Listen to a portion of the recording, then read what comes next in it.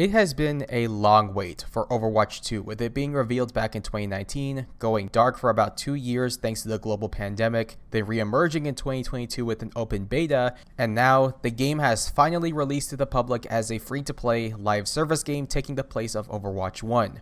Unfortunately, the game launched in a rough state. There were a lot of things wrong with the servers for them being overloaded with players hopping on at the same time, players' accounts not being properly transferred because of the promise of all the progress being carried over, and apparently the servers were still recovering from a DDoS attack. So, needless to say, a lot of first impressions were not so great, and a lot of YouTubers decided to milk the issue by calling it the worst launch ever and Overwatch 2 was a letdown when the game hadn't even been out for 24 hours. So, first reviews were a bit over-exaggerated, but now that I got my hands on Overwatch 2, I decided to give my honest thoughts on the game without over-exaggerating day one issues. But before we get into that, I need to address that my voice is a little bit slurred because I'm recovering from oral surgery, and I need to give a shout out to my sponsor, Dubby. Dubby is an energy formula that helps you focus on your game without any of those jitters or crashes you would normally get from other energy drinks. It has 0 calories, 0 sugar, all while giving you the goods of vitamins, amino acids, and nootropics like Neurofactor. If you want to try Dubby for yourself, click the link below or use code CR0W for 10% off your next order when you check out.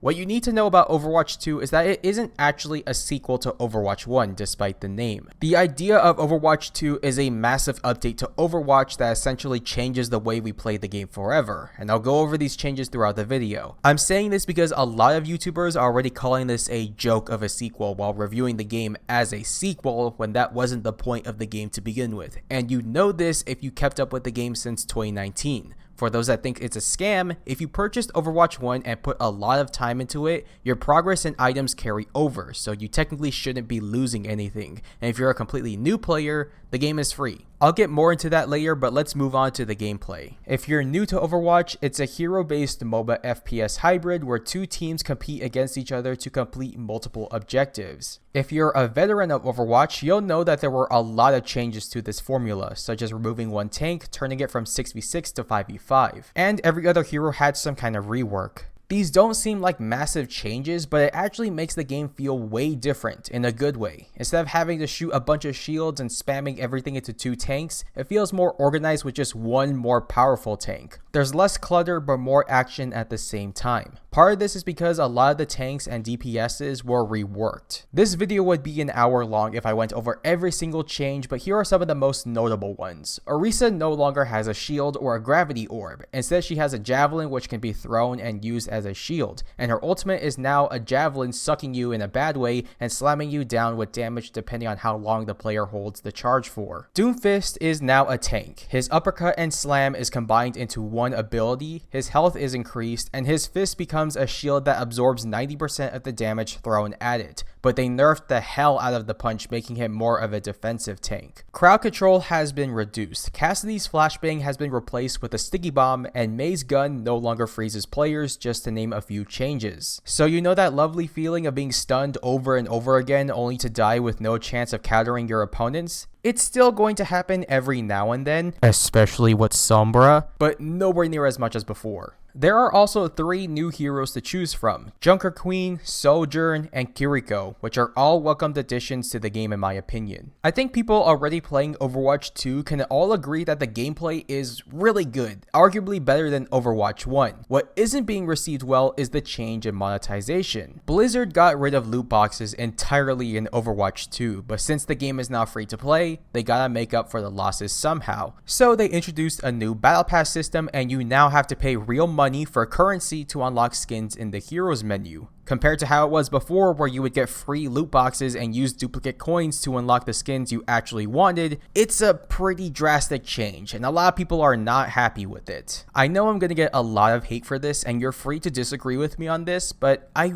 really don't care about this issue that much, so seeing this many people get upset over this got me scratching my head. If the gameplay is fun enough, I could care less about how much a skin is. I'm not defending the new prices, as a lot of these prices are pretty abysmal. Oh my god, bro. Oh, hell no, man. What the fuck? And just like everyone else, I hope these prices are drastically reduced soon. But I'm not gonna join the crowd and say this ruins the game, because it doesn't, or at least it shouldn't. What I do agree is a bad decision is the way you unlock heroes if you're a new player. If you're a veteran, you don't have to worry about this, but if you're new, you'll notice that your hero roster is very limited because Blizzard decided to lock the heroes behind experience. Thankfully, the requirements are pretty simple, as it's just to play certain amounts of matches, but I'd rather have the game give everyone to the player and have them experiment with them as they play. You could argue that this eases players into the game by having them learn one hero at a time, but I'd argue that this only creates performance anxiety. If you only get to play a certain amount of heroes for too long, you're gonna get too comfortable with them to try anything else. This is what happens in Rainbow Six Siege, and it's the reason why I always had trouble getting into it, which ultimately led to me not playing the game at all. Blizzard also locked Kiriko behind the new Battle Pass, which is a very bad idea in my opinion. Not only is she locked behind something, but now she makes the game somewhat pay to win, because now you have to either grind the game to unlock her,